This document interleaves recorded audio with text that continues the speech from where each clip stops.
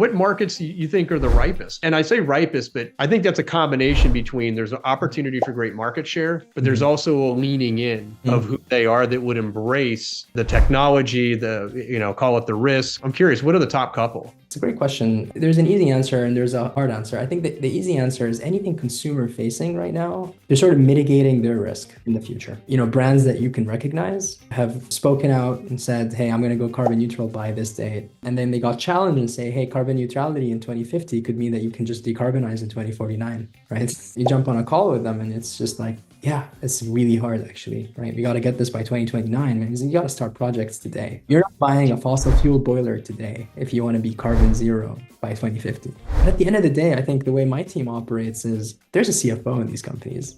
Now that gets into the kind of the trade secret or the special sauce, but Rondo ultimately arbitrages intermittent power and that cost of that intermittent power against whatever the price or shadow price is of steam or heat on their site by buying fossil fuel and maybe paying for carbon price or dealing with a regulator on some air emission or potentially even looking at expanding their steam on site, but being unable to get an air permit. So they're doing a lot of math around ultimately kind of basic just economics. And I think that has to look good. I'm not a big believer that that's the engine that's going to make this all work.